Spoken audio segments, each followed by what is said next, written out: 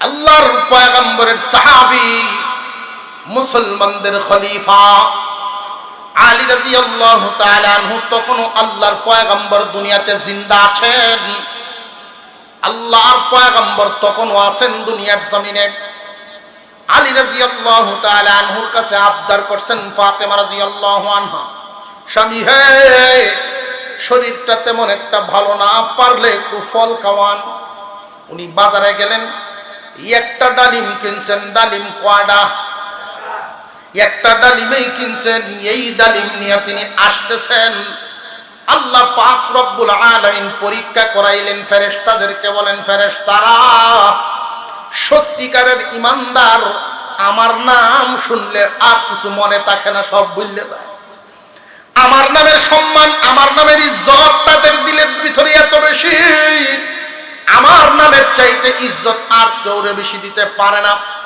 ফেরেশতারা পরীক্ষা করার জন্য সামনে দাঁড়ায় গেলেন। ভিক্ষুকের বেশে আল্লাহর একজন ফেরেশতা সামনে দাঁড়াইছে। ও আলী, 3 দিন যাবত খানা নাই, আল্লাহর হস্তে থাকলে কিছু দাও, আমি আল্লাহর হস্তে চাই। আলী রাদিয়াল্লাহু তাআলা আনহু যেই মাত্র আল্লাহর হস্তে নামটা শুনলেন আর সহ্য করতে পারেন নাই, ওই আপেলটা বাহির করে অর্ধেকটা ভাগ করে ফকিরকে দিয়া দিলেন আর অর্ধেকটা রাখলেন। সুবহানাল্লাহ।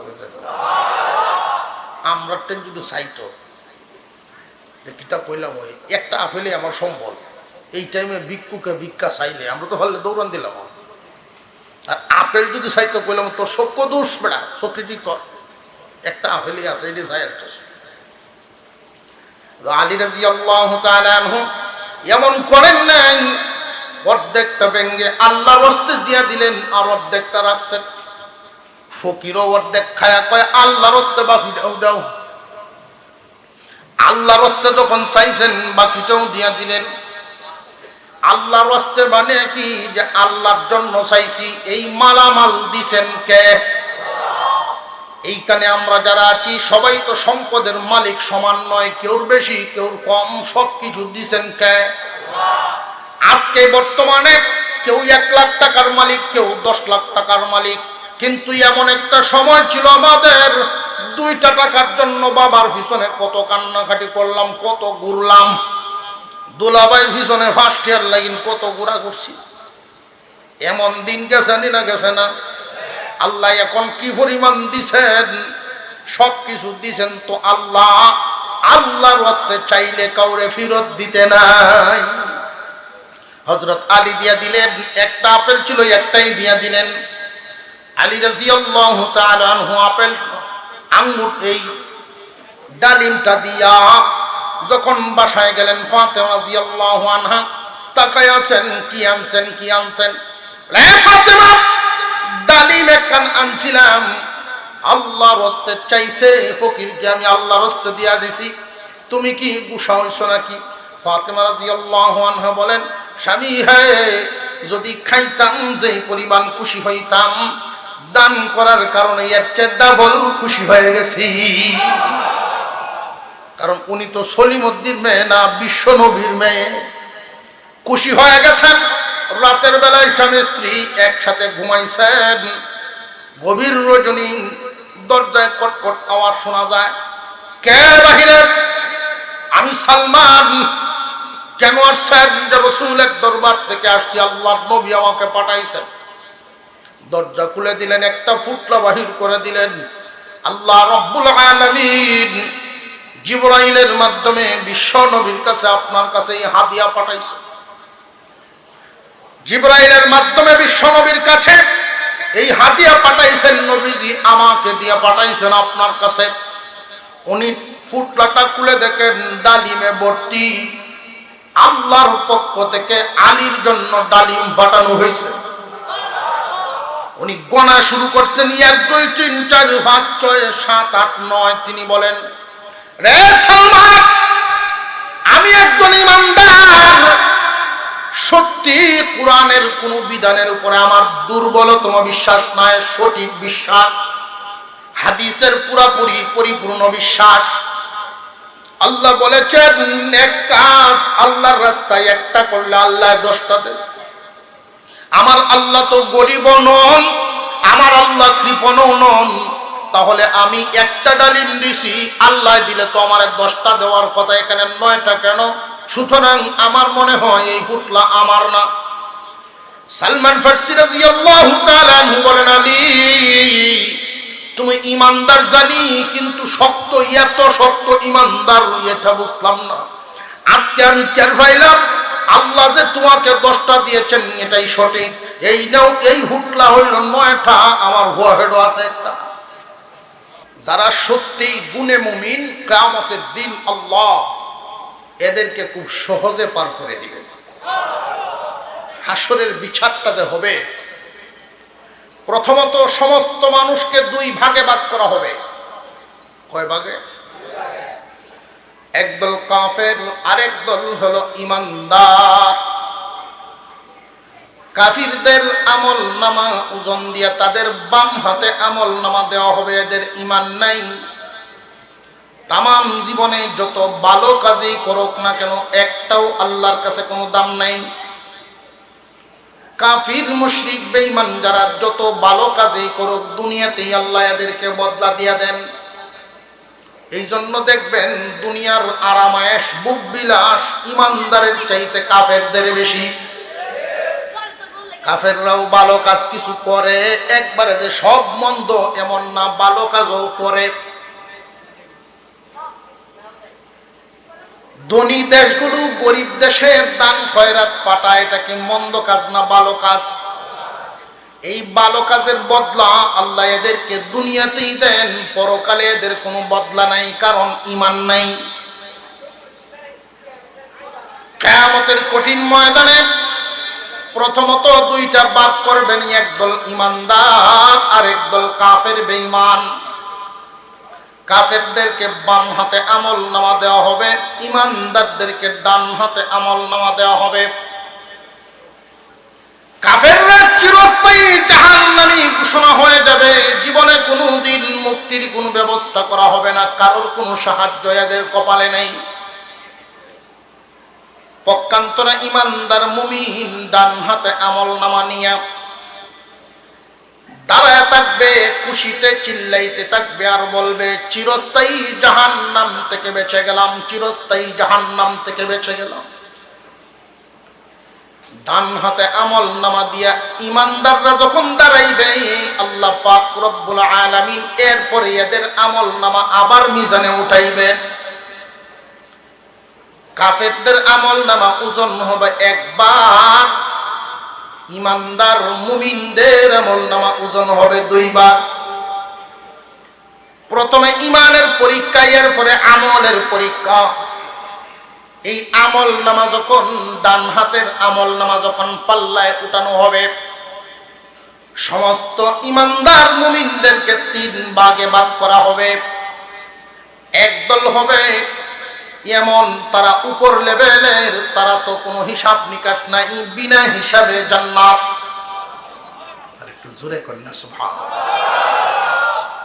একদল ইমানদার বিনা হিসাবে আল্লাহর তৈরি জান্নাতে চলে যাবে, আর একদল ইমানদার বড় সহজ হিসাবে জান্নাতে চলে যাবে, আর একদল ইমানদার বড় কঠিন হিসাব চুকাইতে হবে, বড় কঠিন হিসাব দিতে হবে তাদের। অনেক ভাইরা পিছনে দাঁড়ায় আছে, আমরা কি একটু সামনের দিকে আগায়া পিছনের ভাইদেরকে বসার সুযোগ করে দিতে পারি? এখন যদি আবার বুঝায় কোন যে পিছনে যখন কারো হয়েছে, আমরা যাই গিয়া মাঝখান থেকে উড়া আরম্ভ করে দিতে তো মুশকিল। আল্লাহর রাসূল বলছেন, যারা দ্বীনি মাহফিলে বসার পরিবেশ করে দিবে, বসার সুযোগ করে দিবে এক ভাই আর এক ভাইকে, আল্লাহ পরকালে তার জায়গা প্রশস্ত করে দিবে। আমরা চাই না আমাদের পরকালের জায়গা প্রশস্ত হোক। যারা যারা চাই একটু সামনের দিকে আগান। কারা কারা চাই? লড়িয়ে লড়িয়া লড়িয়ে লড়িয়ে দেখায় দেওয়া, ইনশাআল্লাহ লড়িয়ে লড়িয়ে দেখায় দেওয়া। মাশাআল্লাহ মাশাআল্লাহ। পিছনে যারা দাঁড়িয়ে আছেন, মেহেরবানি করে ভিতরে ঢুকে যান, মেহেরবানি করে ভিতরে প্রবেশ করে। আলহামদুলিল্লাহ, এই তো মাঝখানে কত জায়গা হইতেছে। মাশাআল্লাহ মাশাআল্লাহ।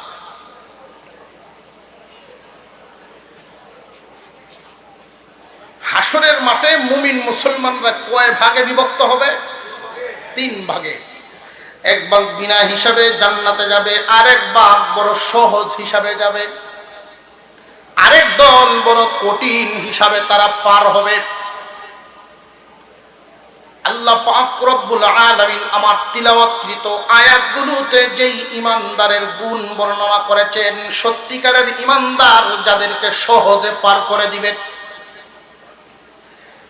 যদিও তোমরা বিনা হিসাবে জান্নাতে যাওয়ার উপযুক্ত হইতে না পারো, মুসলমান তিন প্রকার। এক প্রকার হইল গুনাহগার মুসলমান, পরহেজগার মুসলমান, ওলি মুসলমান।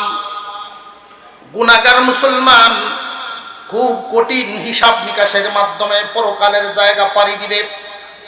মুসলমান সহজ হিসাবেই জান্নাতে চলে যাবে। ওলি মুসলমান বিনা হিসাবে যাবে। ওলি যদি হইতেও না পারো, অন্তত পক্ষে গুনাহগার হইয়া মরিও না। পরহেজগার হইয়া মৃত্যুবরণ করার ইচ্ছা আমাদের আছে না নাই? গুনাহগারের মরণ আর পরহেজগারের মরণের মধ্যে অনেক বেশ কম আছে। গুনাহগারের মরণ অত্যন্ত কষ্টের মরণ হবে, আর পরহেজগারের মরণ অত্যন্ত আরামের মরণ হবে। দুজনকেই ফেরেশতায় চাপ দিবে, কিন্তু দুজনের চাপ সমান লাগবে না। একজনকে চাপ দিবে ঠিক, কিন্তু আল্লাহ এমন এক ব্যবস্থা করবেন, চাপ লাগবে না, চাপের কষ্ট তার অনুভব হবে না, আরামায়ে সেই দুনিয়ার জমিন ছেড়ে দিবে। নামে মুমিন নয়, গুণে মুমিন। যারা সত্যিকারের মুমিন, আল্লাহ পাক রব্বুল আলামিন মুমিনের গুণ বর্ণনা করেন এবং 5টা গুণ বর্ণনা করে আল্লাহ নিজে বলেন, উলাইকা হুমুল মুমিনুনা হাক্কা। ওই সমস্ত লোক ওরা হলো সত্যিকারের ইমানদার। 1 নাম্বার গুণ, সত্যিকারের ইমানদারের 1 নাম্বার গুণ হবে, খুব ভালো করে বুঝেন, মনোযোগ সহকারে বুঝবেন। এই জমিনের মধ্যে আমরা সবাই তো ইমানদার, কিন্তু আমি কোন ধরনের ইমানদার? নামে ইমানদার নাকি আসলেই সত্যিকারের ইমানদার? আল্লাহ পাক রব্বুল আলামিন আমাকে আপনাকে কপাল গুনে মুমিন মুসলমানের ঘরে জন্ম দিয়েছেন, ইমানদার হয়ে গেছে। আমি কোন ধরনের ইমানদার? আল্লাহ পাক রব্বুল আলামিন ইমানের গুণগুলো, ইমানদারের গুণগুলো বর্ণনা করেন। সত্যিকারের ইমানদার তারা, ইন্নামাল মুমিনুনা আল্লাযীনা ইযা যুকিরাল্লাহু ওয়াজিলাত কুলুবুহুম ওয়া ইযা তুলিয়াত আলাইহিম আয়াতুহু যাদাতহুম ঈমানা ওয়া আলা রাব্বিহিম ইয়াতাওয়াক্কালুন। আল্লাহ পাক রব্বুল আলামিন বলেন, সত্যিকারের ইমানদারের 1 নাম্বার গুণ, আল্লাহর নাম শুনলেই, আল্লাহর নামটা তার সামনে আনলেই তার দিলটা প্রকম্পিত হয়ে যাবে, তার ভিতরে কম্পন শুরু হবে। আল্লাহর নাম শুনলেই ভীত সন্ত্রস্ত হয়ে যাবে। আল্লাহর নামটা শুনলে তার ভিতরে এক ধরনের কম্পন শুরু হবে। আল্লাহর নামের ভয় আমাদের দিলের ভিতরে আছে না নাই? আল্লাহর নামটা শুনলেই দিলের ভিতরে ভয় উদয় হয়।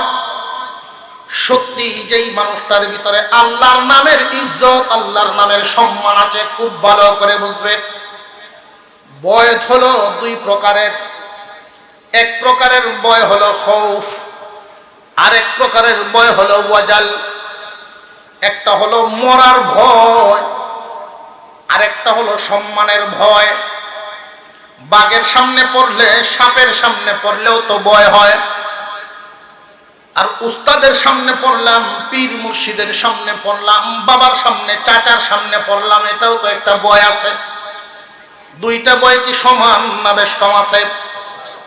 2টার মধ্যে বেশ কম আছে। একটা হলো মরার ভয়, আর একটা হলো সম্মানের ভয়। আল্লাহ পাক রব্বুল আলামিন বলেন, বান্দারে, যে সমস্ত বান্দারা আল্লাহর নাম শুনলে পড়ে, আল্লাহর নামের ইজ্জতে, আল্লাহর নামের সম্মানে একটার ভয়, তার ভিতরে ভয় প্রকম্পিত হয়ে যায়, দিলের ভিতরে একটা কম্পন শুরু হয়ে যায়। আল্লাহু আকবার, আল্লাহু আকবার। মুয়াজ্জিন যখন ডাক দেন, এই নামটা যখন বান্দায় শুনে, তখন তার ভিতরে আল্লাহর নামের একটা ইজ্জত সম্মানের ভয় শুরু হয়ে যায়। আমার আল্লাহর নাম উচ্চারণ হয়ে গেছে, এই ব্যবসার এখন ব্যবসা থাকতে পারে না। আল্লাহর নামের ডাক আসছে, আল্লাহর পায়ে সেজদা দিব। আল্লাহর নামের ভয় শুরু হয়ে যায়, আল্লাহর নামের ইজ্জত শুরু হয়ে যায়। কোনো মানুষ যদি গুনার সম্মুখীন হয়ে যায়, এই মুহূর্তে যদি আল্লাহর নামটা শুনে, আল্লাহর নামের ইজ্জতে, আল্লাহর নামের বরত্বে, ওই সময় খুব ভালো করে বুঝবেন, তোমরা পীরকে সম্মান দিতে পারো, বাবাকে সম্মান দিতে পারো, কিন্তু সবচাইতে সম্মান পাওয়ার যোগ্য হলেন আল্লাহ। আল্লাহর নামটা শুনলে গুনার কাজ করতে পারে না। ইমানদার মুমিন মুসলমান, সত্যিকারের ইমানদারের এক নাম্বার গুণ, রে ইমানদার, নামে মুমিন আর গুণে মুমিনের মধ্যে বেশ কম আছে। আল্লাহর নাম শুনলেও গুনাহ ছাড়তে পারে না, আল্লাহর নাম শুনলেও নামাজে যাইতে পারে না, আল্লাহর নাম শুনলেও সুদ ছাড়তে পারে না, আল্লাহর নাম শুনলেও ঘুষ ছাড়তে পারে না। আল্লাহর নামটা শুনলেও আল্লাহর নামের মোহাব্বত দিলের ভিতরে তৈরি হয় না। বুঝবা তুমি গুণে মুমিন হতে পারো নাই, তুমি এখনো নামে মুমিন, গণনায় মুমিন, আদমশুমারির মুমিন, সত্যিকারের মুমিন হওয়ার গুণ তোমার মধ্যে এখনো আসে না। এক নাম্বার।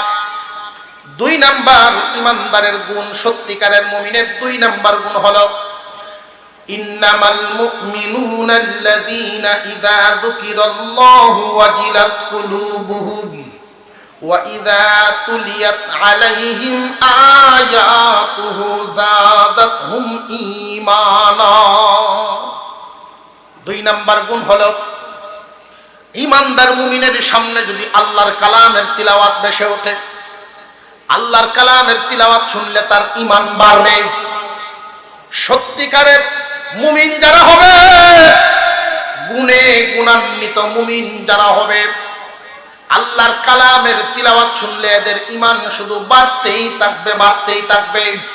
তো ঈমান তো এমন এক দৌলতের নাম, হাতেও ধরা যায় না, চোখেও দেখা যায় না। বাড়ে কিনা কমে কেমনে বুঝতাম? প্রশ্ন জাগে না জাগে না? বাড়ে কিনা কমে আমরা কেমনে বুঝতাম? মুফাসসিরিনে কেরাম বলেন, বুঝিয়া রাখবা এইভাবে, আল্লাহর কালামের তিলাওয়াত শুনলে যদি তোমার ভালো লাগে, আল্লাহর কালাম পড়নেওয়ালা দেখলে যদি ভালো লাগে, আল্লাহর কালাম যেখানে পড়ানো হয় ওই মাদ্রাসাগুলো যদি তোমার পছন্দ লাগে, কালামওয়ালা উলামায়ে কেরাম দেখলে যদি তোমার ভালো লাগে, বুঝবে তোমার ঈমান বাড়ে। তিন নাম্বার গুণ, ওয়া আলা রাব্বিহিম ইয়াতাওয়াক্কালুন।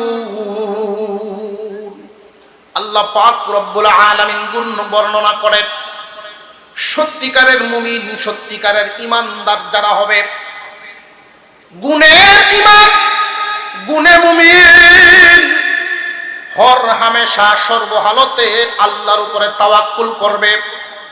আল্লাহ পাক রব্বুল আলামিনের উপরে তাওয়াক্কুল করা, তাওয়াক্কুল তো আমরা করি ঠিক, কিন্তু ঠিক মতে করি না, বেশে বাদ করিয়া করি।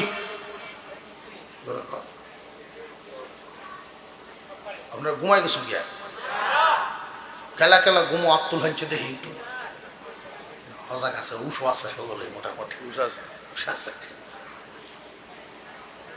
বেডির মুরগির বাচ্চা, এক বেডির মুরগির বাচ্চা নিচে সিলে সিলে মুরগির বাচ্চা লইয়া গাছের এক ডাল থেকে আরেক ডালও যায়, বেটে অফিসে দৌড়ে যায়। তো এমনি যাইতে যাইতে 3 বাড়ি ভার হইছে। তো 4 নাম্বার যেই বাড়িটা, এটার মাঝখানে একটা খাল আছে, এখন তোর বেড়ে যাইতে পারে না। খালের হেই ভারো গ্যারেন্টি গাছের ডালও বইছে। এখন বেরিয়ে থেকে 2-3 ইডিয়া দেয়, আর যখন পারে না দিলাম, লিল্লা দিলছি, আল্লাহর রস্তে দিলছি, যা। আমরা আল্লাহর উপরে তাওয়াক্কুল করি ঠিক, উশো থাকতে করি না। যখন তার হাত ছাড়া হয়ে দেখা, তখন আল্লাহর উপরে ভরসা। এই ভরসার দাম নাই। হাজী ইমদাদুল্লাহ মুহাজির মক্কি রহমতুল্লাহ আলাইহি উনি সফরে গেছে। তো ওনার খাদেমে আইসা বললেন, হুজুর ব্যাগটা হারায় গেছে, চুরেই নিয়ে গেল নাকি কেউ লুকায়ে ফেললো, ব্যাগ চুরি হয়ে গেছে, পাইতেছি না। উনি বলেন আলহামদুলিল্লাহ, ব্যাগ চুরি হয়েছে আলহামদুলিল্লাহ। কিছুক্ষণ পরে দেখা যায় ব্যাগ পাওয়া গেছে। এই খবর পৌঁছাইছেন, আবারও বলেন আলহামদুলিল্লাহ। খাদিমে জায়গায় হুজুর পাওয়ার বেলাও আলহামদুলিল্লাহ, আড়াইফিন বেলাও আলহামদুলিল্লাহ, অর্থ বুঝলাম না। হুজুর বললেন, আমরার অবস্থা হইল শুধু লাভের বেলায় আলহামদুলিল্লাহ, লসের বেলায় নাউজুবিল্লাহ। সর্বহালতেই আল্লাহর প্রতি খুশি থাকা ইমানদারের কাজ। আল্লাহ ভালো মনে করেছেন, ছেলে দিয়েছেন, আল্লাহ পছন্দ করেছেন, মেয়েও দিয়েছেন। আল্লাহ চাইছেন ছেলে মেয়ে উভয়টা দিছেন, আল্লাহ চান নাই কোনটাই দেন নাই। এই জন্য কি আল্লাহর প্রতি নারাজ নাকি? রে ইমানদার মুসলমান, সত্যিকারের একজন ইমানদারের গুণ হবে সর্বহালতে আল্লাহর প্রতি খুশি থাকা, সর্বহালতে আল্লাহর প্রতি সন্তুষ্ট থাকা। আল্লাহ আমাকে যেই হালতে রাখছেন আলহামদুলিল্লাহ। আমার পাশের জমিনের দান বেশি হয়েছে, আমার দাঁত কম হয়েছে, দেখবেন বেড়া খুশ হয়ে উঠছে। আল্লাহ আমারে দেখে না, জোরে কোন কয় না কয় না। এমনকি অনেক নাদান, অনেক কপাল পুরা আল্লাহকে গালি পর্যন্ত দিয়া দেয়। আর এই রূপটা মহিলা মা বোনদের মধ্যে বেশি। আল্লাহকে গালি দেওয়া, ইসলামের কোনো বিষয় নিয়ে কটাক্ষ করে কথা বলা, ইমান চলে যায়। ইমান থাকবো? বেডি খেতা রইদ দিছে, কাপড় দইছে, রইদ উঠলো না। খেতাটা লাইজে রইদ দিছে, রইদ উঠছে না দেখে আল্লাহরে গাই শুরু করে দিছে। ইমান থাকবো না যাইব? এই কথাগুলো শুধু ওয়াজ মাহফিলই থাকতো না, বাড়িতেও যাইতো। মহিলা মা বোনদেরকে এই কথাগুলো বোঝানো দরকার। কিছু কিছু কথার কারণে ইমান চলে যায়, কিছু কিছু কথার কারণে ইমান চলে যায়। খুব সাবধান, সর্বহালতে আল্লাহর উপরে ভরসা করা, আল্লাহর প্রতি সন্তুষ্ট থাকা। রে বান্দা, আল্লাহ পাক রব্বুল আলামিন যাকে যেই হালতে রাখছেন ওই হালতের উপরেই থাকা। ঈসা আলাইহিস সালাম রাস্তা দিয়ে হাঁটছেন। ঈসা আলাইহিস সালামকে আল্লাহ পাক যত মুজিজা দিছিলেন, এর মধ্যে একটা হইল জন্মান্ধকে যদি উনি হাত বুলায় দিতেন উনি সুস্থ হয়ে যেত। তো রাস্তা দিয়ে যান, একজন অন্ধ ব্যক্তি দেখা ঈসা আলাইহিস সালামের বড় মায়া লাগছে। উনি আল্লাহর কাছে দোয়া করে উনি হাত বুলায় দিয়েছেন, জন্মান্ধ ভালো হয়ে উঠছে। এক সপ্তাহ পরে এই দিক দিয়ে আবার যাইতেছে। এলাকার লোক সব হুজুরের কাছে বিচার নিয়ে গেছে, ওগো আল্লাহর নবী, আপনি যে এই জন্মান্ধ ব্যক্তিরা ভালো করে দিলেন, এখন জানেন না এলাকার কি ঘটনা ঘটছে। যে কি ঘটনা? যে ছোট ছোট ফুলাফান যে পানিত লাভ দিয়ে পড়ে, গাছ থেকে লাভ দিয়ে পানি পড়ার একটা রোগ আছে না বুঝুকদের, আমরাও তো করছি তাই। এই কানায় দূরের থেকে বয়ে বয়ে দেখছে, আগে যে বন্ধ আছেন সে তো দেখছে না। আর এখন দেখকে করছে নাকি ছোট ছোট কঞ্চা জিংলা শুকায় শুকায় পানির তলে কুপে দিছে। আর ফুলাফান লাভ দে যখন পানিত পরে হাতে দে ফাও দে ফেটে দেখে কুপছে। অনেক ফুলাফান আহত। আপনার তো মায়া লাগছেন ঠিকই, আল্লাহ আপনার দোয়া কবুল করে অন্ধ ভালো করে দিছে, কিন্তু এই অন্ধ ভালো এত সর্বনা শুরু হচ্ছে। ঈসা আলাইহিস সালাম দোয়া করেন, আল্লাহ তারে হালতের উপরে চালিয়ে দিলাম, তুমি আগে যে হালত দিছিলাম তোমারটাই বালা। আল্লাহ যাকে যে অবস্থায় রাখতে পছন্দ করছেন তাকে এই অবস্থায় রাখছেন। কথা বুঝে আসতেছে আপনাদের? একজন মানুষের যদি 1 লক্ষ টাকা মালিক হওয়ার ক্ষমতা আছে, ক্যাপাসিটি আছে খাটাইবার, আল্লাহ এই পরিমাণেই দিছে। উনি এরে যদি 1 কোটি দেয় টেহা মাথাত লয়ে ভাগল হয়ে করবো খালি কিতা হরতাম এই টেহা দিয়ে কিতা হরতাম আমি যার 10 কাঠা সম্পত্তির দরকার আল্লাহ এরে 10 কাঠাই দিছেন, যার 10 আড়া সম্পত্তির দরকার তারে 10 আড়াই দিছে। যার যেই পরিমাণ সৌন্দর্যের দরকার তার এই পরিমাণ সৌন্দর্য দিছে। আর এক বেটা সুন্দর দেখে আমি লিখলে এত লাভ নাই যে আমার না এত মুড়া ফেললে লাভ আছে। আল্লাহ যারে হুজুরে কত সুন্দর করে আল্লাহ বানাইছে, মাঝে মাঝে ছায়া থাকলাম যে আল্লাহ ইউসুফ আলাইহিস সালামের না জানি কত সুন্দর করে বানাইছে। আমার অবস্থা আমার অনুযায়ী আল্লাহ দিচ্ছেন, হুজুরের অবস্থা হুজুরের অনুযায়ী দিচ্ছেন। সর্বহালতে আল্লাহর শুকর আদায় করা এটাই আল্লাহ বান্দার কাছে চান, ইমানদারের কাজ। এটা কয় নাম্বার? নম্বর বুঝলে তুই তো না। 1 নম্বরে আল্লাহর নাম শুনলেই আল্লাহর ভয় ভিতরে আসা চাই। আল্লাহর নামটা শুনলে আল্লাহর ভয় ভিতরে আসার দরকার আছে না নাই? যেমন ধরেন একজন বুজুর্গ রাস্তা দিয়ে হাইটে যাইতেছেন, ওনার হাতে তেমন কিছু নাই, ওনার কাছে টাকা পয়সা তেমন নাই। বুজুর্গকে আল্লাহর পয়গম্বরের সাহাবী এবং মেয়ের জামাই আলী রাদিয়াল্লাহু আনহু, আল্লাহর ওলি, আল্লাহর পয়গম্বরের সাহাবী, মুসলমানদের খলিফা আলী রাদিয়াল্লাহু তাআলা আনহু তখনও আল্লাহর পয়গম্বর দুনিয়াতে জিন্দা আছেন। আল্লাহর পয়গম্বর তখনও আছেন দুনিয়ার জমিনে। আলী রাদিয়াল্লাহু তাআলা আনহুর কাছে আবদার করছেন, ফাতেমা রাদিয়াল্লাহু আনহা, স্বামী হে, শরীরটা তেমন একটা ভালো না, পারলে একটু ফল খাওয়ান। উনি বাজারে গেলেন, একটা ডালিম কিনছেন। ডালিম কয়টা? একটা ডালিমেই কিনছেন। এই ডালিম নিয়ে তিনি আসতেছেন। আল্লাহ পাক রব্বুল আলামিন পরীক্ষা করাইলেন ফেরেশতাদেরকে, বলেন ফেরেশতারা, সত্যিকারের ইমানদার আমার নাম শুনলে আর কিছু মনে থাকে না, সব ভুলে যায়। আমার নামের সম্মান, আমার নামের ইজ্জত তাদের দিলের ভিতরে এত বেশি, আমার নামের চাইতে ইজ্জত আর কেউ বেশি দিতে পারে না। ফেরেশতারা পরীক্ষা করার জন্য সামনে দাঁড়ায় গেলেন। ভিক্ষুকের বেশে আল্লাহর একজন ফেরেশতা সামনে দাঁড়াইছে। ও আলী, 3 দিন যাবত খানা নাই, আল্লাহর হস্তে থাকলে কিছু দাও, আমি আল্লাহর হস্তে চাই। আলী রাদিয়াল্লাহু তাআলা আনহু যেই মাত্র আল্লাহর হস্তে নামটা শুনলেন আর সহ্য করতে পারেন নাই, ওই আপেলটা বাহির করে অর্ধেকটা ভাগ করে ফকিরকে দিয়া দিলেন আর অর্ধেকটা রাখলেন। সুবহানাল্লাহ। আমরা যদি চাইতো কিতাব কইলাম ওই একটা আপেলে আমার সম্বল, এই টাইমে ভিক্ষুকে ভিক্ষা চাইলে আমরা তো ভালো দৌড়ান দিলাম।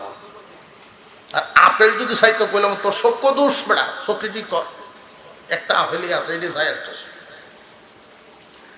আলী রাদিয়াল্লাহু তাআলা আনহু এমন করেন নাই, অর্ধেকটা ভেঙ্গে আল্লাহর হস্তে দিয়া দিলেন আর অর্ধেকটা রাখছেন। ফকিরও অর্ধেক খায়া কয় আল্লাহর হস্তে বাকিটাও দাও। আল্লাহর হস্তে যখন চাইছেন বাকিটাও দিয়া দিলেন। আল্লাহর হস্তে মানে কি, যে আল্লাহর জন্য চাইছি, এই মালামাল দিছেন কে? এইখানে আমরা যারা আছি সবাই তো সম্পদের মালিক সমান নয়, কেউর বেশি কেউর কম, সব কিছু দিছেন কে? আজকে বর্তমানে কেউ 1 লাখ টাকার মালিক, কেউ 10 লাখ টাকার মালিক। কিন্তু এমন একটা সময় ছিল আমাদের, 2টা টাকার জন্য বাবার পিছনে কত কান্নাকাটি করলাম, কত ঘুরলাম, দুলাভাইয়ের পিছনে ফার্স্ট ইয়ার লাগিন কত ঘোরা করছি। এমন দিন গেছে না গেছে না? আল্লাহ এখন কি পরিমাণ দিছেন, সব কিছু দিছেন তো আল্লাহ। আল্লাহর ওয়াস্তে চাইলে কাউরে ফেরত দিতে নাই। হযরত আলী দিয়া দিলেন, একটা আপেল ছিল একটাই দিয়া দিলেন। আলী রাদিয়াল্লাহু তাআলা আনহু আপেল আঙ্গুর এই ডালিমটা দিয়া যখন বাসায় গেলেন, ফাতেমা রাদিয়াল্লাহু আনহা তাকায় আছেন, কি আনছেন কি আনছেন? রে ফাতেমা, ডালিম একখান আনছিলাম, আল্লাহর হস্তে চাইছে, ফকিরকে আমি আল্লাহর হস্তে দিয়া দিছি, তুমি কি গুসা হইছো নাকি? ফাতেমা রাদিয়াল্লাহু আনহা বলেন, স্বামী হে, যদি খাইতাম যে পরিমাণ খুশি হইতাম, দান করার কারণে এর চেয়ে ডাবল খুশি হয়ে গেছি। কারণ উনি তো সলিমউদ্দিন মেয়ে না, বিশ্ব নবীর মেয়ে। খুশি হয়ে গেছেন। রাতের বেলায় স্বামী স্ত্রী একসাথে ঘুমাইছেন। গভীর রজনী, দরজায় কটকট আওয়াজ শোনা যায়। কে বাহিরে? আমি সালমান। কেন আসছেন? রাসূলের দরবার থেকে আসছি, আল্লাহর নবী আমাকে পাঠাইছেন। দরজা খুলে দিলেন, একটা পুটলা বাহির করে দিলেন। আল্লাহ রাব্বুল আলামিন জিবরাইলের মাধ্যমে বিশ্ব নবীর কাছে, আপনার কাছে এই হাদিয়া পাঠাইছেন। জিবরাইলের মাধ্যমে বিশ্ব নবীর কাছে এই হাদিয়া পাঠাইছেন। নবীজি আমাকে দিয়ে পাঠাইছেন আপনার কাছে। উনি পুটলাটা খুলে দেখেন ডালিমে ভর্তি। আল্লাহর পক্ষ থেকে আলীর জন্য ডালিম পাঠানো হয়েছে। উনি গোনা শুরু করছেন, 1 2 3 4 5 6 7 8 9। তিনি বলেন, রে সালমান, আমি একজন ইমানদার। সত্যি কোরআনের কোন বিধানের উপরে আমার দুর্বলতম বিশ্বাস নাই, সঠিক বিশ্বাস, হাদিসের পুরাপুরি পরিপূর্ণ বিশ্বাস। আল্লাহ বলেছেন নেক কাজ আল্লাহর রাস্তায় একটা করলে আল্লাহ 10টা দেন। আমার আল্লাহ তো গরিব নন, আমার আল্লাহ কৃপণও নন। তাহলে আমি একটা ডালিম দিছি, আল্লাহ দিলে তো আমার 10টা দেওয়ার কথা, এখানে 9টা কেন? সুতরাং আমার মনে হয় এই পুটলা আমার না। সালমান ফারসি রাদিয়াল্লাহু তাআলা আনহু বলেন, আলী তুমি ইমানদার জানি, কিন্তু শক্ত, এত শক্ত ইমানদার এটা বুঝলাম না। আজকে আমি টের পাইলাম আল্লাহ যে তোমাকে 10টা দিয়েছেন এটাই সঠিক। এই নাও, এই হুটলা হইল 9টা, আমার হেড আছে একটা। আমি রাখিয়ে দিয়েছিলাম পরীক্ষা করার জন্য। আল্লাহ রব্বুল আলামিনের নাম শুনলে আল্লাহর ভয় ভিতরে, আল্লাহর মহব্বতের বয়াস আসাই। আল্লাহর নাম শুনলে এই মানুষটা কোনোদিন গুনার কাজের দিকে যেতে পারবে না। মুমিনের 1 নাম্বার গুণ, সত্যিকারের মুমিনের 1 নাম্বার গুণ আল্লাহর নামের ভয় ভিতরে থাকবে। 2 নাম্বার গুণ, আল্লাহর কালাম কোরআনের তিলাওয়াত শুনলে ইমানের পাওয়ার বাড়তেই থাকবে। কোরআনের পাওয়ার শুধু কোরআনের আলোর কারণে, কোরআনের আওয়াজের কারণে ইমানের পাওয়ার শুধু বাড়তেই থাকবে, বাড়তেই থাকবে। 3 নাম্বার, সর্বহালতে আল্লাহর উপরে ভরসা করবে। কয়টা গুণ গেল? আল্লাহ পাক রব্বুল আলামিন সত্যিকারের ইমানদারের গুণ বর্ণনা করেছে, যারা খুব সহজ হিসাবে হাসরের মাঠ পাড়ি দিবে। খুব সহজ হিসাবে আল্লাহ কোনো না কোনো উসিলায় তাদেরকে পার করে দিবেন। 3টা গুণ গেল। 4 নাম্বার গুণ আল্লাহ বলেন, আল্লাযীনা ইউকিমুনাস সালাহ। 4 নম্বরে নামাজ কায়েম করবে। কি কায়েম? নামাজ কায়েম করবে।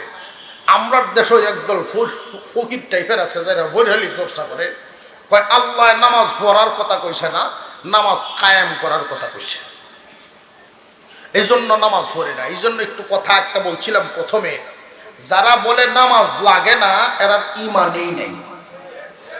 কথা বুঝে আসতেছে? নামাজ পড়ে না এক জিনিস, আর মানে না আরেক জিনিস। পড়ে না এক ব্যাপার, আর নামাজ মানে না এটাই আরেক ব্যাপার। যদি কেউ কয় নামাজ লাগে না, এর ইমানেই নেই, কাফের। কোনো সন্দেহ আছে? নামাজ কায়েম করার অর্থ কি? মুফাসসিরিনে কেরাম বলেন, নামাজ কায়েমের অর্থ হলো 1 নাম্বার, নিজের মধ্যে নামাজ কায়েম করা, নিজের অধীনস্থদের ভিতরে নামাজ প্রতিষ্ঠা করা। আপনার অধীনে যারা আছে, দুনিয়ার চাহিদা পূরণের জন্য যেইভাবে তাগিদ দিবেন, এইভাবে নামাজের জন্য তাগিদ দিতে হবে। ছেলেকে বললেন যে তুমি আজ জুড়ো আর আমি নামাজও যাই, এইটা না। তুমিও নামাজ পড়ো, আমিও নামাজ পড়ো। পরিবারের মধ্যে নামাজ কায়েম করতে হবে। সত্যিকারের ইমানদার, সত্যিকারের মুমিনের 1 নাম্বার গুণ। অন্যায়ের বিরুদ্ধে কথা বলার মতো শক্তি, সাহস ইমানি শক্তিতে নাই। বিয়া শাদীর মধ্যে দেখবেন, বিয়া শাদী যখন শুরু হয় তখন কি জাতের দুমদাম শুরু হয়ে যায়।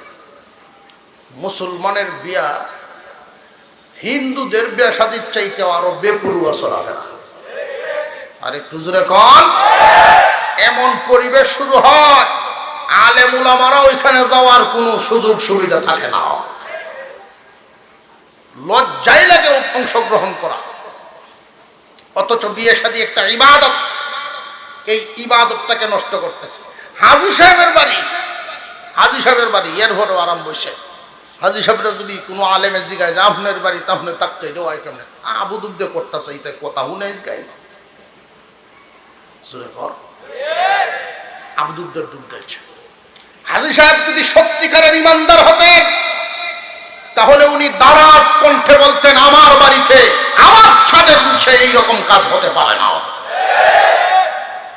উনি শক্ত হাতে ভূমিকা নিলে, শক্ত জবানে ভূমিকা নিলে হয়তো প্রাথমিক অবস্থায় নাতিনাত করে কিছু থুঙ্গাই নয়, বুঝিয়া তখন থেকে না তখন বলা হওয়ার ঋণ বালা কইলটি, কিন্তু চোখের আড়ালে 2 মাস 4 মাস 6 মাস পরে হইল প্রশংসা করতে বাধ্য যে নানা যতদিন আছে, দাদা যতদিন আছে, অন্যায় কাজ এই বাড়িতে হতে পারবে না। আর যদি আপনি একটু তেলতেলা ভাবে অনুমতি দেলায় কইলা আমি যাই মসজিদ গেছে মসজিদ কইলা, তারা কিন্তু 2-4 জন নাতিনাত করে একখানা যে সময় হইব তারাই কইব দেখছি হাজি কোন তালে রাজি টেহা করতে মারি নেওয়াজ ঘুরে আসতে গেল জানেন, এরাই কইব এক সময়। এখন ঠিক নেবে, ঠিক জেনে রাখবেন সত্যিকারের ইমানদারের দাম আছে না নাই? নামাজ কায়েম করা সত্যিকারের ইমানদারের 4 নাম্বার গুণ। সে শুধু একা নামাজ পড়বে না, পরিবারের সদস্যদেরকেও নামাজ পড়াবে। যিনি ওয়ার্ড মেম্বার উনি হলেন দায়িত্বশীল, পুরা ওয়ার্ডের যারই পায়ে নামাজের তাগিদ দিবে, নামাজ পড়ানোর চেষ্টা করবে। ইউনিয়নের চেয়ারম্যান নামাজ পড়ানোর তাগিদ দিবে। আমরা তো এমন যদি চেয়ারম্যান বানাই, নামাজের তো কইব কি তাই এমন চেয়ারম্যান বানাই, ইলেকশনের আগে আগে হুস্টার দিসাফানের আগে আগে ঘুরিয়ালা নামাজ কতদিন পরে, এ হোক তো নামাজ 3 বারও পরে, আমার দেখা 2 বার পর্যন্ত আছে। 4টার সময় হইলো আসরের আজান, তো 4:30 নামাজ এক মসজিদ, আর একখানো ফোনে 4টায় আজান 4টায় নামাজ, 15 মিনিট বেশ কম না। এই ফারার ঢুকছে মসজিদে গেলে মুসল্লিরা পাওয়া যাবে। এক মসজিদে গিয়ে নামাজও সামিল হয়েছে, মুসল্লিদের সাথে দেখা হয়েছে। আর এক মসজিদে গিয়ে দেখে নামাজের ওয়াক্ত মাত্র শুরু হইতেছে, হেরা শুরু হতেছে। ওহন যদি কয় যে হরিয়া আসছি বিশ্বাস করে না হরে খেলা যায়, আর যদি হন হিরিয়ে হরি আমি আরেকবার হরিয়া আসছি দুটো হরিয়া লাগে, 2 বার হরিয়াছে কথা বুঝে। এমন দুইতে চেয়ারম্যান বানাই আমরা। এক বুড়া বেড়া একটা পিতা কইতাম, আমরা এলাকার চেয়ারম্যানের 3টে লেফটিন খাইছে, এক চেয়ারম্যানের 3 বাথরুম খাইয়া চাই। আমি বললাম এটা কেমনে 3টে বাথরুম কেমনে খাইলো, এটা তো বুঝাইলো না। বাজারও বাজেট দিছি সরকারে লেট্রিন বানানোর জন্য পাবলিক টয়লেট, এটা আর বানাইছে না, খাইয়াছে। ও আচ্ছা আচ্ছা এইটা আমি বুঝি হাঁস হয় বাথরুম নেই খাইয়াছে। সব এমন না, সবাই কি এমন? আল্লাহ পাক এমন মানুষও রাখছেন যে আল্লাহ তাআলা ভালো মানুষও প্রতিনিধি বানাচ্ছেন। তবে আমার বিশ্বাস, একটা বিশ্বাস আপনাদের সামনে আমি বলি, বর্তমান সময়ে 60 মাহফিল যুব সমাজের উদ্যোগে হচ্ছে। এর দ্বারা একটা প্রমাণ পাওয়া যায়, একটা ইঙ্গিত পাওয়া যায়, এই যুবকরা কোরআনের তাফসীর মাহফিল করায়। যারা কোরআনের তাফসীর মাহফিল করায় ওরা যেই দিন সমাজ চালাবে, ওরা যেই দিন রাষ্ট্র চালাবে, ওই দিন আশা করা যায় ইসলামের কাজ ওদের দ্বারাই আল্লাহ এই জমিনে করাবে।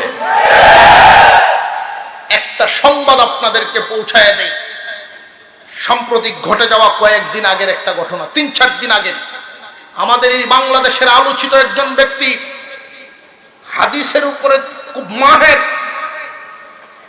হযরতুল আল্লাম হযরত মাওলানা আরিফ বিন হাবিব সাহেব দামাত বরকাতুহুল আলিয়া, ওনার আলোচনার মাহফিলে একজন জেনারেল শিক্ষিত মানুষ, উনি পরবর্তীতে মাইক নিয়ে প্রতিবাদ জানাইছে, উনি নাকি মিথ্যা বলছে, এক আউলা জাউলা লাগাইছে। উনার বুঝে আসে না এই কথাগুলো। আমার কথা হলো, ইসলামের সকল বিধিবিধান আপনার বুঝে নাও আসতে পারে, কিন্তু মুসলমান যদি দাবি করেন সকল বিধান মানতে বাধ্য। যদি না মানেন আপনি মুসলমান থাকবেন না। আর যদি আপনি মনে করেন যে আমি মুসলমান নয়, আপনাকে নিয়ে আমার কোনো কথা নাই। আপনি যদি মুসলমান না হন, এইরকম ইসলামিক স্টেজে এসে নাক গলাতে চাইবেন না। আর যদি সকল বিধান মানতে বাধ্য যদি বুঝে আসে না, এটা আপনার অযোগ্যতা। আপনার বুঝা দরকার, চেষ্টা করা দরকার, তাহলে বুঝে আসবে। আপনার চাইতে বড় বড় মাথাওয়ালা, আপনার চাইতে বড় বড় জ্ঞানী গুণী কোরআনের সামনে, হাদিসের সামনে নিজেকে ঝুঁকায় দিতে বাধ্য হয়েছে। আপনি কি গবেষণা করবেন? আপনি কি বুঝবেন? মাথার বুড়ার ডিম যারা নাই কিছু। আপনার বুঝার কি বুঝ আছে? মেনে নেন, মুসলমান যদি হয়ে থাকেন, মুসলমান মানে কি আত্মসমর্পণকারী। বুঝি না বুঝি, ইসলামের সকল বিধান আমার বুঝে আসুক আর না আসুক, মেনে নিলাম, মাথা পেতে নিলাম, এর নাম মুসলমান। যুবক ভাইদেরকে উদ্দেশ্য করে বলি, এই জাতের কর্মকাণ্ড যদি কোন এলাকায় এক দুইজন থাকে, কোরআনের তাফসিরে হক কথা বলার স্বাধীনতা যদি আলেম ওলামারা না পায়, হক কথা শুনবেন কোথায়? কোরআনের মাহফিলে যদি কোরআন হাদিসের হক কথা বলার স্বাধীনতাকে স্তব্ধ করা হয়, তাহলে মাহফিলে গেলে এই নিয়ত করে যাবেন, যারা স্তব্ধ করতে চায় এদেরকেও শাস্ত করতে হবে।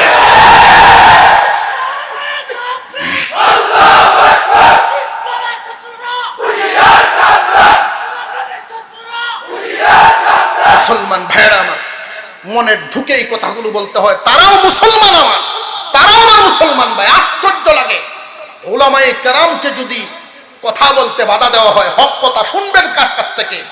নিজের উপরে পড়লেই নিজেকে শায়েস্তা করবেন যে এই রোগ আমার মধ্যে আছে, রোগটা ঠিক করা দরকার। ডাক্তার রোগ ধরে দিলে তাই বলে ডাক্তারকে মারতে পারবেন নাকি? আত্মার রোগ আর শরীরের রোগ দুই ধরনের। আত্মার রোগগুলো ধরবে আত্মার ডাক্তারেরা, শরীরের রোগ ধরবে শরীরের ডাক্তারেরা। শরীরের ডাক্তাররা শরীরের রোগ ধরলে মেনে নিতে পারো, আর আত্মার ডাক্তারেরা আত্মার রোগ ধরলে তোমার বড় খারাপ লাগে। এটাই তো পার্থক্যটা।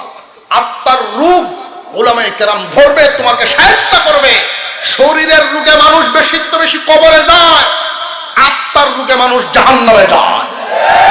শরীরের রোগের চাইতে আত্মার রোগ মারাত্মক। আত্মার রোগটা যারা ধরে দেয় তাদেরকে শত্রু মনে করবা না, বুকে জড়ায় নাও, এরা তোমাদের বন্ধু, জাতির বন্ধু। মুসলমান ভাইরা আমার, নামে মুমিন আর গুণে মুমিনে বেশ কম আছে না নাই? ইন্নামাল মুমিনুনা আল্লাযীনা ইযা যুকিরাল্লাহু ওয়াজিলাত কুলুবুহুম ওয়া ইযা তুলিয়াত আলাইহিম আয়াতুহু যাদাতহুম ঈমানা ওয়া আলা রাব্বিহিম ইয়াতাওয়াক্কালুন। সত্যিকারের গুণী মুমিন যারা হবে, যাদেরকে আল্লাহ সহজে হাসরের মাঠ পার করে জান্নাত দিবেন, জাহান্নামের আগুনে না জ্বলায়া যাদেরকে জান্নাত দিবেন, এই গুণী মানুষগুলোকে আপনাদের সামনে এই গুণীর মানুষগুলোকে চিনাতে চাই। 1 নাম্বার গুণ, আল্লাহর নামটা শুনলেই যাদের দিলের ভিতরে প্রকম্পিত হবে আল্লাহর ভয়ে। 2 নাম্বার, আল্লাহর কালাম শুনলেই যাদের ঈমান বাড়ে। ঈমান বাড়ার অর্থ হলো যাদের কাছে ভালো লাগে, ওয়াজ তাফসীর ভালো লাগে, আলেম উলামা ভালো লাগে, মসজিদ মাদ্রাসা ভালো লাগে, কোরআন তিলাওয়াত ভালো লাগে, হাদিস শোনা ভালো লাগে। মানে না মানে, পালন করে না পারে, হয়তো কম আছে বেশি আছে, সবার আমল সমান নয়, কিন্তু ঈমানটা রাখছে পাক্কা, খুব ভালো লাগে।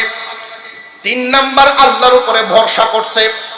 আমি পাস করেছি, আল্লাহর উপরে ভরসা করলাম, ফেল করছি, তবু আল্লাহর উপরে খুশি। আমার ছেলে হয়েছে খুশি, মেয়ে হয়েছে খুশি, কোনোটাই নাই, তবু আল্লাহর উপরে খুশি। আল্লাহ আমাকে ধনী বানাইছেন, আল্লাহর প্রতি খুশি। আল্লাহ আমাকে গরিব বানাইছেন, তবু আল্লাহর উপরে খুশি।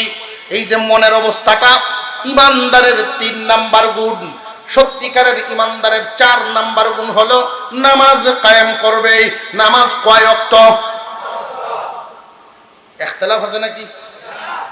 ওয়াক্ত লইয়া কোনো সন্দেহ আছে নাকি? নামাজ কয় ওয়াক্ত? এই 5 ওয়াক্ত নামাজ। নামাজের কিন্তু বডি আছে, খুব ভালো করে বুঝবেন। আল্লাহ রাব্বুল আলামিন বলেন নামাজ কায়েম করো, নামাজকে দাঁড় করাও, নামাজ প্রতিষ্ঠিত করো। আমাদের যেমন বডি আছে নামাজেরও বডি আছে, আমাদের যেমন অঙ্গ প্রত্যঙ্গ আছে নামাজেরও অঙ্গ প্রত্যঙ্গ আছে। আমাদের বডিতে এমন অঙ্গ আছে যে অঙ্গ না থাকলেও মানুষটা থাকে ঠিকই। হাত ছাড়া মানুষ আছে না নাই? চোখ ছাড়া মানুষ আছে না নাই? মাথা ছাড়া কোনো মানুষ আসেনি? ঠিক তেমনি ভাবে নামাজের ভিতরেও ফরজ, ওয়াজিব, সুন্নত, মুস্তাহাব এগুলো আছে। নামাজের ভিতরে যদি সুন্নত ছুটে যায় নামাজ নামাজে থাকে কিন্তু অঙ্গহানি। নামাজের ভিতরে যদি একাধিক সুন্নত ছুটিয়া যায় নামাজ নষ্ট হবে না, নামাজ থাকবে কিন্তু অঙ্গহানি থাকবে। আল্লাহ পাক রব্বুল আলামিন নামাজ কায়েমের কথা যেটা বললেন, নামাজকে সময় মতো আদায় করো, নামাজকে নামাজ বানায় আদায় করো। যেমন অনেক মানুষ নামাজ পড়ে ঠিক কিন্তু নামাজ হয় না। অনেকেই নামাজে দাঁড়ায় আল্লাহু আকবার, গড়ি দেখে কয়টা বাজে আছে না নাই? গড়ি দেখে কয়টা বাজে? নামাজে দাঁড়াইছে, রুকু দেওয়ার পরে রুকু থেকে সোজা হয়ে দাঁড়ানো ওয়াজিব। রুকুর থেকে সোজা হয়ে না দাঁড়ায় যদি আবার সেজদায় চলে যায় নামাজ হইব? অনেক মানুষ এমন আছে দেখবেন সোজা হয়ে না দাঁড়ায় গেছে রুকু থেকে সেজদা। এই যে সোজা হয়ে দাঁড়ায় নাই নামাজ কিন্তু তার হয় নাই। আল্লাহ যে বুঝাইলেন নামাজ কায়েম করো, নামাজের হক আদায় করিয়া নামাজ পড়ো। নামাজের হক আদায় করিয়া কি করতে? নামাজ পড়ো। নামাজের রুকুকে রুকু বানাও, সেজদাকে সেজদা বানাও, নামাজকে নামাজ মনে করিয়া পড়ো। একটা মানুষ যদি নিয়ত করে যে আমি আল্লাহর সামনে দাঁড়াইছি, ওই মানুষটা কোনোদিন অন্যদিকে তাকাইতে পারে না।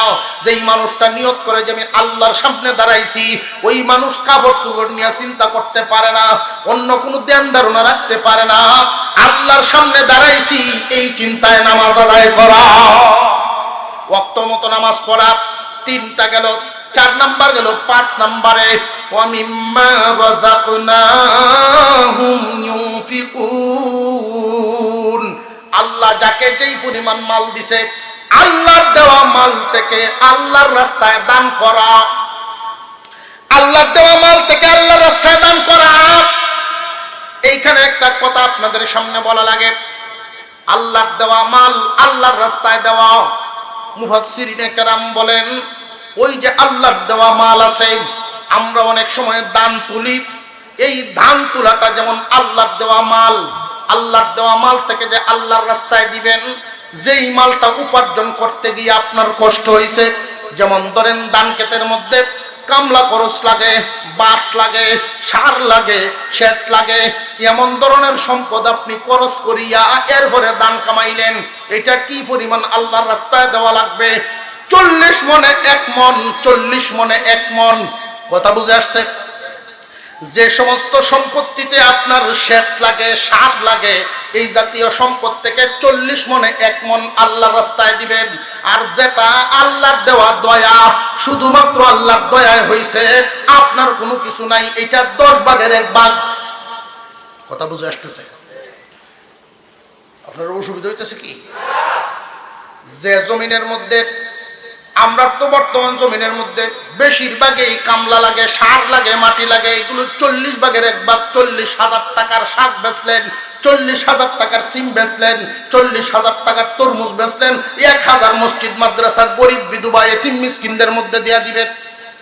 40 ভাগের 1 ভাগ আল্লাহর রাস্তায় দেন। কারণটা কি জানেননি? সার দিলেন, কিনছেন না কিনছেন না? জমিনে যে পানি দিলেন, পানির ফিস দেওয়ান লাগছে না লাগছে না? সব কিছুতেই ফিস দিলা। আল্লাহ বলেন আমারে কি দিলা? সূর্যের আলো যে আমি দিলাম, আমারে কি দিলা? বৃষ্টির পানি যে আমি দিলাম, আমারে কি দিলা? এই জন্য 40 ভাগের 1 ভাগ আল্লাহরে দাও। 10 ভাগের 1 ভাগ কোনটা? যেটা শুধু তোমার কিচ্ছু নাই, সবকিছুই আল্লাহ। বিশাল বড় জঙ্গল, এই জঙ্গলের মধ্যে এমন একটা গাছ উঠছে যেটার খুঁটিও আপনি কুফেন নাই। বৃষ্টির পানি আর সূর্যের আলোর সাহায্যে এই গাছটা বিশাল বড় গাছ হইল। 10,000 টাকা বেচলেন, আপনার কোনো কষ্ট নাই, পুরোটাই আল্লাহর দয়া। 10 ভাগের 1 ভাগ দিয়ে দিতে। কথা বুঝে আসতেছে আপনাদের? আল্লাহ পাক রব্বুল আলামিনের দেওয়া মাল থেকে আল্লাহর রাস্তায় দাও, এইরকম মন মানসিকতা চাই। গুণ কয়টা কইলাম? 5টা। এই 5টা গুণওয়ালা মানুষের ব্যাপারে আল্লাহ বলেন উলাইকা হুমুল মুমিনুনা হাক্কা, তারা হলো সত্যিকারের ঈমানদার আল্লাহর নজরে। আমরার নজরে না, আল্লাহর নজরে। আমরার নজরে তো আমার চাইতে ঈমানদার এই জমিনে কেউ নাই। আমি মনে করি আমার ঈমান সবচেয়ে শক্ত, নামাজ না হলে কি তুইছে? আমার ঈমান সবচেয়ে শক্ত, সুদ গেলে কি তুইছে? আমার সুদ দেও লাগে না। দেখছি আমার সাথের ঘরে যে নামাজ পড়ে রুগে ছাড়ে না, ঈমানটা ঠিক নেই। কয়নি না? কয় না? যারা সুদে ঘুষে বেনামাজি সবকিছু মিলাই আছে, বলা মুসিবতের দ্বারা যায় না। কারণটা কইতাম নি, বেশি রাইতে আছে। আপনারা আমার বাইল বলতে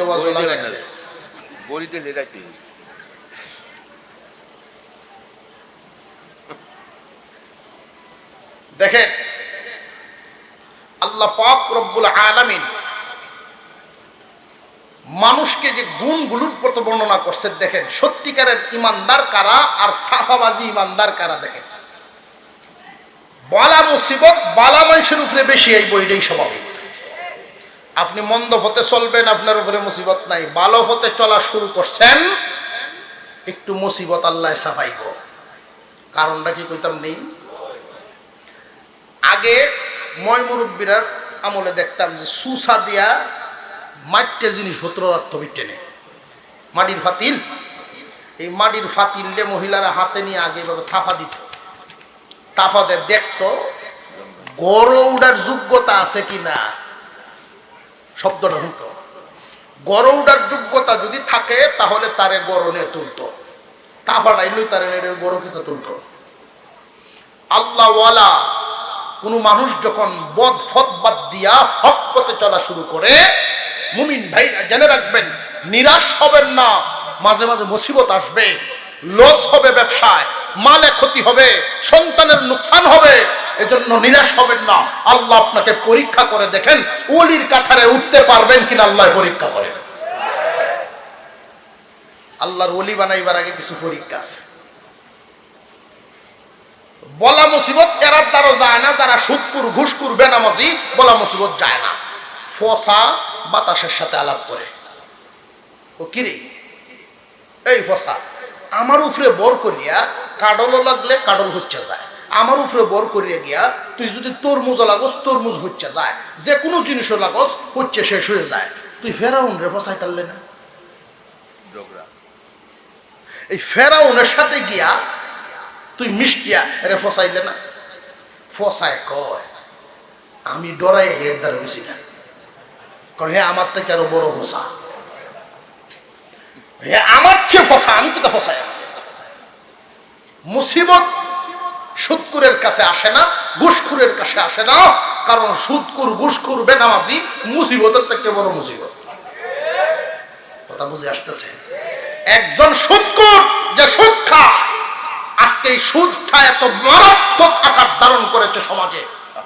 এই সুদটা, সুদের গুণাটা ভাই, আগে এমন একটা জামানা ছিল সুদকুরকে নিকৃষ্ট চোখে দেখতো মানুষ, এখন সুদকুরের ইজ্জত বেড়ে গেছে। আফসুস আফসুস লাগে, অনেক সুদকুরকে মসজিদ কমিটি সদস্য বানায় নাই, অনেক সুদকুরকে মসজিদের সভাপতি পর্যন্ত বানায় হয়েছে। আশ্চর্য লাগে, খুব আচানক কথা। সুদকুরের 100 টাকা মসজিদে দিল, মসমসা টাকাটা, আর একজন ফকির ভিক্ষা করিয়া 5 টাকা দিল। আল্লাহর নজরে ভিক্ষুকের টাকাটার দাম বেশি। যদিও ইসলামে ভিক্ষা করা সর্বনিম্ন মানের কাজ, ভিক্ষা করা হালাল তরিকার ইনকামের সবচেয়ে নিম্নমানের কাজ হইল ভিক্ষা করা, তবু হালালের লাইনও আছে। আর হারামের লাইনে যত ইনকাম, উফরের লেভেলও আছে সুদ। সুদের স্তর বর্ণনা করেছেন, এর মধ্যে অনেক উলামায়ে কেরাম ব্যাখ্যা করেছেন। সুদের সর্বনিম্ন স্তর, এই হাদিস আমি আগে দেখছিলাম না, যেদিন দেখছি আমার শরীরের লুম দাঁড়ায় গেছে। আল্লাহর রাসূল বলেন আপন মায়ের সাথে জিনা করার চেয়ে নিকৃষ্ট। একটা সুদকুর কি দরকার তোমার এই বাড়ি গাড়ি করার জন্য? একটা মানুষ শুধু বিবি বাচ্চা নিয়ে খানা খাওয়ার জন্য আমার বিশ্বাস সুদ খাওয়া লাগে না। বিবি বাচ্চা নিয়ে যদি খানা খাওয়ার জন্য, ভরণ পোষণের জন্য সুদ খাওয়া লাগে না। আলিশান করার জন্য, টিনের ঘর ফাঁকা করার জন্য, কাপড় ইস্ত্রি করিয়া বাবুগিরি করার জন্যই মানুষ সুদ খায়। তুমি আপন মায়ের সাথে জিনা করার জন্য নিকৃষ্ট কাজ করতেছ, এটা আল্লাহর রাসূল বলছেন। বলেন নাউযুবিল্লাহ। বলা মুসিবত এদের চাইতে আরো এরারে ডরায়, মুসিবত এরারে ডরায়। সত্যিকারের মুমিনের কয়টা গুণ বলছি? 5টা গুণ। আল্লাহ বলেন উলাইকা হুমুল মুমিনুনা হাক্কা, রইল সত্যিকারের ঈমানদার। এদের জন্য আল্লাহ খুশি হইয়া পুরস্কার ঘোষণা করেছেন 3টা। কয়টা? এই 3টা পুরস্কার বর্ণনা করার আগে এখানে আমাদের একটা প্রশ্ন আছে। গুণ হইল কয়টা? পুরস্কার দিলেন কয়টা? 3টা। গুণের চাইতে পুরস্কার বেশি না কম? আল্লাহ পাক বান্দাকে কখনো ঠকান না। আল্লাহ তো বান্দাকে কখনো ঠকান না। তাহলে গুণ হইল 5টা, পুরস্কার 3টা কেন? প্রশ্ন জাগেনি না জাগে না? আল্লাহ পাক রব্বুল আলামিন যে গুণ বর্ণনা করেছেন, আগে গুণগুলো একটু ভালো করে বোঝার চেষ্টা করি শর্টকাটে। 1 নাম্বার গুণ, আল্লাহর নাম শুনলেই অন্তরে ভয় লাগবে। এই ভয় লাগাটা শরীরের কোন অংশের সাথে সম্পর্ক? আমার ঘুমাই গেছে গিয়া। অন্তরের সাথে ভয় লাগাটা শরীরের কোন অংশের সাথে সম্পর্ক? মনের সাথে। কথা বুঝে আসতেছে? আল্লাহ পাক রব্বুল আলামিন দ্বিতীয় গুণ বর্ণনা করেছেন ঈমানদারের 2 নাম্বার গুণ, কুরআন শুনলে ঈমান বাড়ে। ঈমান বাড়া কমা ভালো লাগার সাথে সম্পর্ক। ভালো লাগা মন্দ লাগা এইটাও বডির কোন অংশের সাথে সম্পর্ক? মনের সাথে সম্পর্ক। 2টা পাইলাম মনের সাথে। 3 নাম্বার, আল্লাহর উপরে ভরসা করিয়া জীবন যাপন করা। সর্বহালতে আল্লাহর উপরে ভরসা করা। আল্লাহর উপরে ভরসাও আমরা কিসের দ্বারায় করি? মনের দ্বারায়, দিলের দ্বারায় করি। তাহলে 3টা গুণের সম্পর্ক একটার সাথে। কথা বুঝে আসতেছে? 3টা গুণের সম্পর্ক একটা জায়গার সাথে, জায়গাটার নাম মন। তাহলে 3টা গুণের সম্পর্ক পাইলাম একটার সাথে। 4 নাম্বার গুণ, যে ব্যক্তি নামাজ পড়বে, নামাজ পড়ার জন্য বডি লাগে না লাগে না? 5 নাম্বার গুণ পাইলাম আল্লাহর দেওয়া মাল, আল্লাহর রাস্তায় দেওয়া, এটা পাইলাম মালের সাথে। তাহলে মনের সাথে সম্পর্ক 3টা মিলিয়া একটা। বডির সাথে সম্পর্ক একটা গুণ, নামাজ পড়া, বডি দিয়ে নামাজ পড়া লাগে। 5 নাম্বার, এটাই হলো 3 নাম্বার। কথা বুঝে আসতেছে? বুঝাইতে পারছি আপনারা? 5 নাম্বার গুণ মালের সাথে সম্পর্ক। আল্লাহ 3টা পুরস্কার যে দিলেন, এবার বুঝেন। লাহুম দারাজাতুন ইনদা রাব্বিহিম। 1 নাম্বার পুরস্কার, আল্লাহর পক্ষ থেকে তার মর্যাদা বাড়ায়া দেওয়া হবে। আল্লাহর দেওয়া মর্যাদা আর মানুষের কামানো মর্যাদা বেশ কম আছে না নাই? আল্লাহর দেওয়া মর্যাদাটা কি পরিমাণ লক্ষ্য করেন। আল্লাহর দেওয়া মর্যাদা যারা পায়, মরিয়া গেলেও সম্মান কমে না।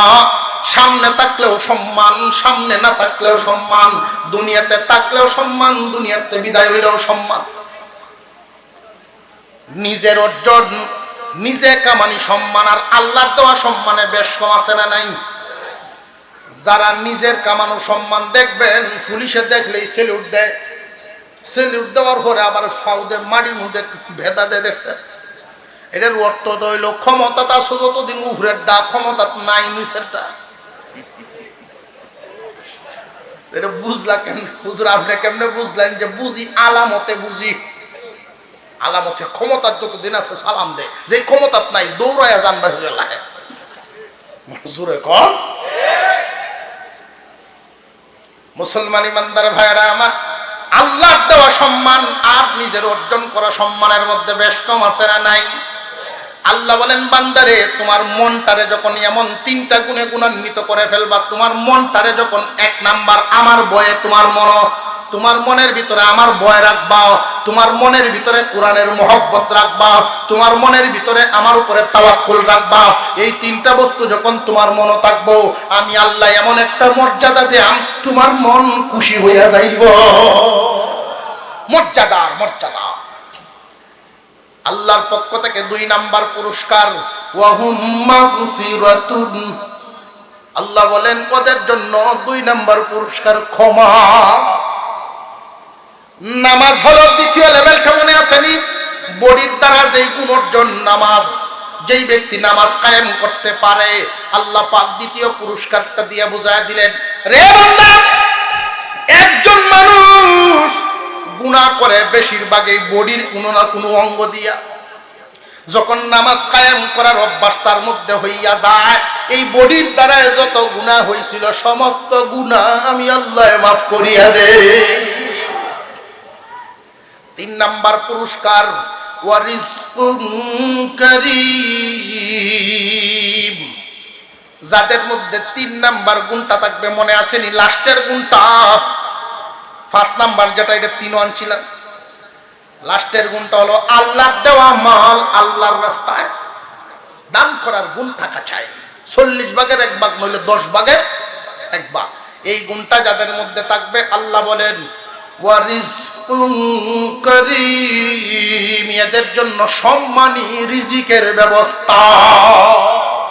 সম্মানী রিজিক, সম্মানী রিজিক কারে কয়? একটা একটা করে হইলে অনেক সময় লাগবে। এই মানুষটা যতদিন দুনিয়াতে থাকবে আল্লাহ ইজ্জতের খানা খাওয়াইব, বেইজ্জতের খানা না।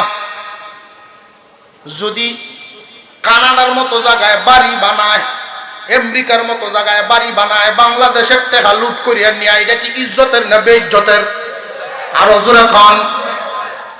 ইজ্জতের খানা আর বেইজ্জতের খানার মধ্যে বেশ কম আছে। আল্লাহ পাক বলেন লাস্টের গুণটা যেটা তোমার মধ্যে থাকবে, সত্যিকারের ইমানদার, তোমাকে আল্লাহর পক্ষ থেকে সম্মানী রিজিক দেওয়া হবে। সম্মানী রিজিক সন্তানরার পক্ষ থেকে আল্লাহ দেওয়াইতে পারে। তুমি বাবা যতদিন জিন্দা থাকবা, তোমার সন্তানরা, তোমার পুত্রবধূ, তোমার নাতিনশা, তোমার আত্মীয় স্বজন সবাই তোমার সম্মানের খানা নিয়ে হাজির করব। বাজার থেকে একটা ফল প্রথমে আইনা তোমারে খাওয়াইব। তোমার ইজ্জত এবং সম্মান দিবেন আল্লাহ। আল্লাহ পাক রব্বুল আলামিন আমাদেরকে ইজ্জত এবং সম্মানী হওয়ার তৌফিক দেন, বলুন আমিন।